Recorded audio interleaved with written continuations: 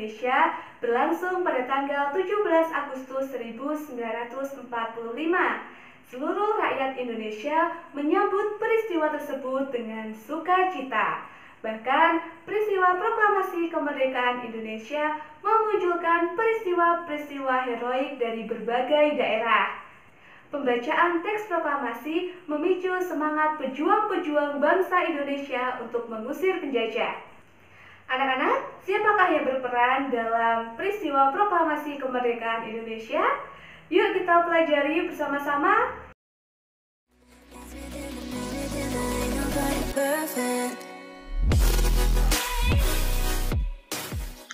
Halo anak-anak, Assalamualaikum warahmatullahi wabarakatuh.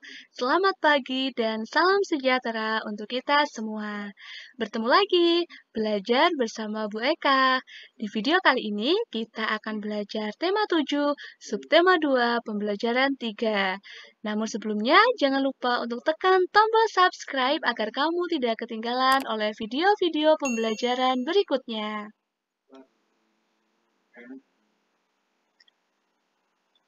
Anak-anak, tahukah kalian siapa tokoh yang terdapat dalam gambar tersebut? Ya, tokoh tersebut adalah Insinyur Soekarno. Nah, Insinyur Soekarno ini merupakan Presiden pertama Republik Indonesia dan juga sebagai pahlawan proklamator. Beliau ini menjadi Presiden Republik Indonesia sejak tahun 1945 sampai dengan tahun 1967. Insinyur Soekarno dikenal pandai berpidato dan menguasai beberapa bahasa asing, sehingga dijuluki sebagai singa podium. Nah, anak-anak, Soekarno ini lahir di Surabaya, Provinsi Jawa Timur pada tanggal 6 Juni 1901. Anak-anak, sekarang coba kalian amati gambar berikut ini. Tahukah kamu siapa beliau yang ada di foto ini?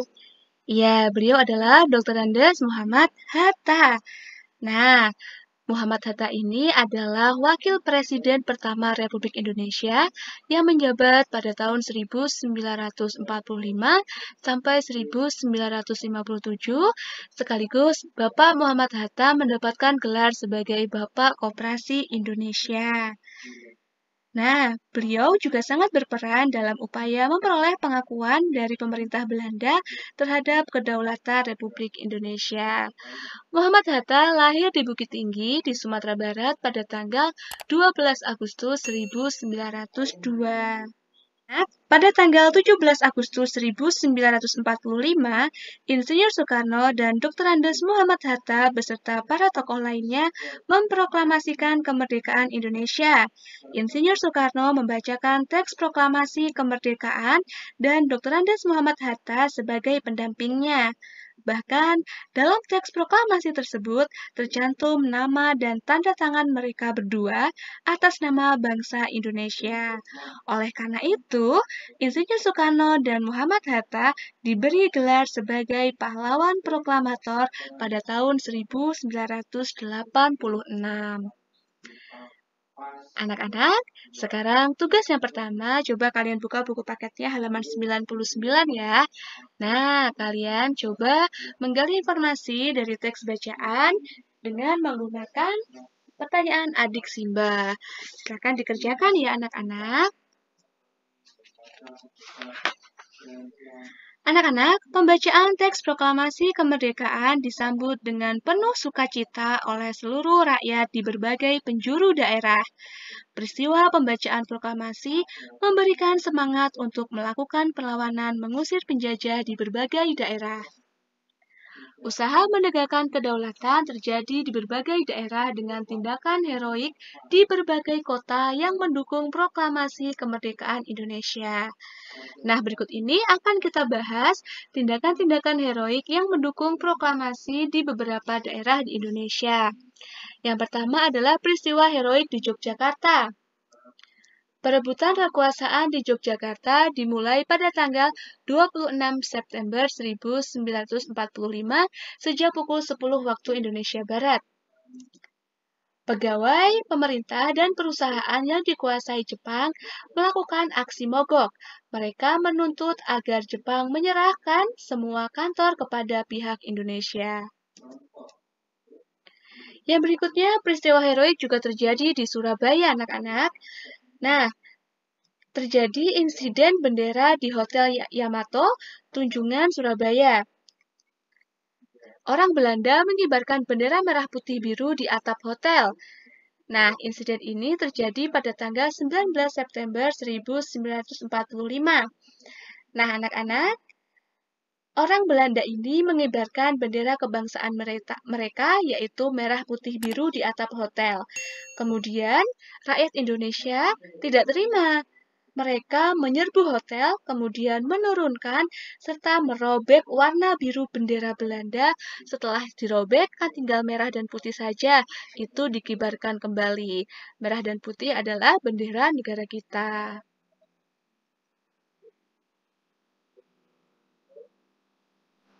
Anak-anak, peristiwa heroik yang berikutnya terjadi di Semarang.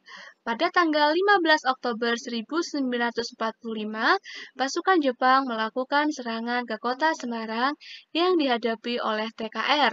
TKR ini adalah singkatan dari Tentara Keamanan Rakyat dan juga Laskar Pejuang lainnya. Pertempuran berlangsung selama 5 hari. Akibat pertempuran ini, ribuan pemuda gugur dan ratusan orang Jepang tewas. Untuk mengenang peristiwa itu, di Semarang didirikan Monumen Tugu Muda. Nah, ini adalah gambar Monumen Tugu Muda yang terdapat di Semarang. Yang berikutnya adalah peristiwa heroik di Aceh. Pada tanggal 6 Oktober 1945, para pemuda dari tokoh masyarakat membentuk Angkatan Pemuda Indonesia atau yang disingkat dengan API. Anggota API kemudian merebut dan mengambil alih kantor-kantor pemerintahan. Di tempat-tempat yang telah mereka rebut, para pemuda mengibarkan bendera merah putih dan berhasil melucuti senjata tentara Jepang. Anak-anak, peristiwa heroik juga terjadi di Bali. Pada bulan Agustus 1945, pemuda Bali membentuk organisasi Angkatan Muda Indonesia yang disingkat dengan AMI dan Pemuda Republik Indonesia yang disingkat dengan PRI. Upaya perundingan untuk menegakkan kedaulatan Republik Indonesia telah mereka upayakan, tetapi pihak Jepang selalu menghambat. Pada tanggal 13 Desember 1945, para pemuda merebut kekuasaan dari Jepang secara serentak, tetapi belum juga berhasil. Hal tersebut dilatar belakangi karena persenjataan Jepang masih kuat. Yang berikutnya adalah peristiwa heroik yang terjadi di Sumbawa. Nah, di Sumbawa ini terjadi bentrokan fisik antara pemuda dan Jepang yang terjadi di Gempe, Sape, dan juga di Raba. Kemudian, peristiwa heroik yang terjadi di Kalimantan. Rakyat Kalimantan juga berusaha menegakkan kemerdekaan dengan cara mengibarkan bendera merah putih, memakai lencana merah putih, dan mengadakan rapat-rapat. Namun, kegiatan ini dilarang oleh pasukan sekutu yang sudah ada di Kalimantan.